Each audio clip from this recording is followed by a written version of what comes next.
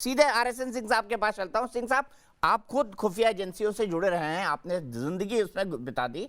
अगर आईएसआई का चीफ वहां पर जाता है और शाहीन बहन ये सवाल पूछती हैं दिल्ली में बैठ के अफगानिस्तान मूल की कि भाई आईएसआई का चीफ क्यों गया है, तो आपको क्या लगता है, क्या गट फीलिंग आपकी कहती है आईएसआई का चीफ क्यों गया है अफगानिस्तान के अंदर इस वक्त, इस माहौल में, इस नाजुक समय पर?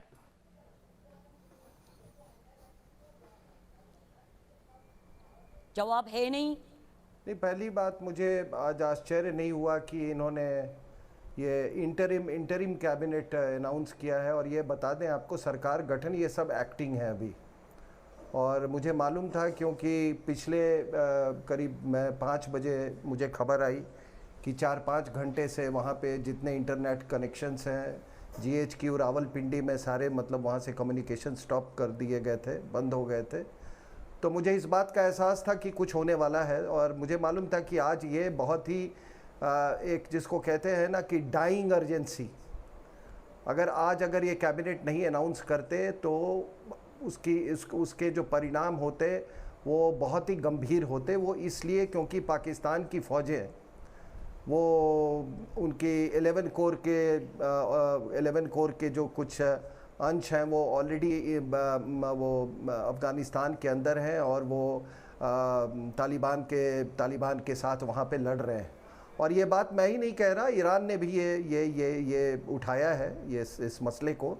और इसलिए कोई कहता है कि ईरान उनको बहुत जल्दी तालिबान को मान्यता देने वाला है, तो उनकी थोड़ी समझ, उनको अपनी समझ बदल लेनी चाहिए। दूसरी बात क्या है साहब कि देखिए, ये वियतनाम से इन्होंने ये किया। वियतनाम की एक अपनी स्टेट फोर्सेस थी, ठीक है ना। उनकी जो अमेरिकन की लड़ाई थी वियतनामी स्टेट फोर्सेस के साथ थी। तो दोनों का वो कंपैरिजन, ये तो एक दूसरे देश को बेस बनाकर इन्होंने उस पर एक इन्वेड किया है, अफगानिस्तान पे इन्वेड किया है। तो ये जो आपके जो ताजिक फोर्सेस है उनका भी पूरा हक बनता है कि ताजिक फोर्सेस जो हैं वो भी काबुल को इन्वेड करें अगर संभव हो सके तो। और जिस तरह से पाकिस्तान उनको मदद किया है, तालिबान को बेस दिया है, हमारा भी एक मिलिट्री बेस है ताजिकिस्तान में, हम भी ये बिल्कुल जायज़ होगा कि हम उनको मदद करें, ताजिक फोर्सेस और जो रेजिस्टेंस फोर्स है उनको ये करने के लिए। तो ये जंग तो चलेगी। और जहाँ तक अफगानिस्तान राष्ट्र का सवाल है, ये अफगानिस्तान राष्ट्र तो उसी दिन समाप्त हो गया था साहब जिस दिन ये किंग ज़ाहिर वहाँ से उनको डिपोज जब तख्ता पलट किया था दाऊद ने। उसके बाद आप घटनाक्रम देखें, फिर यहाँ पर ये तो वॉरलॉर्डिज्म है। आप देख नहीं रहे हैं वो हकानी ग्रुप। आपको मालूम है कि ये मुल्ला बरादर को प्राइम मिनिस्टर बनना था और आईएसआई ने उनको इतनी पिटाई करवाई है पिछले 2-3 दिन पहले। इनकी सुनने में आ रहा है वो घायल है करवाई है कि वो पहले तो जेल में डाल रखा था इनको। तो वहाँ तो ये वॉरलॉर्डिज्म है।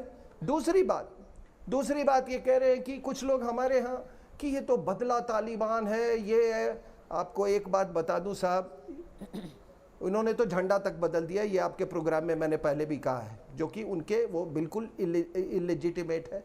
दूसरा मेरा एक सवाल है कि उन्होंने तो साफ कहा है कि वो शरीयत और कुरान से वो चलाएंगे। तो शरीयत तो किसी के मूड पर डिपेंड नहीं करता है ना, किसी के मूड पे तो निर्भर नहीं करता कि शरीयत को आप जिस तरह से वो मर्जी उस तरह से चला दें आप। शरीयत है।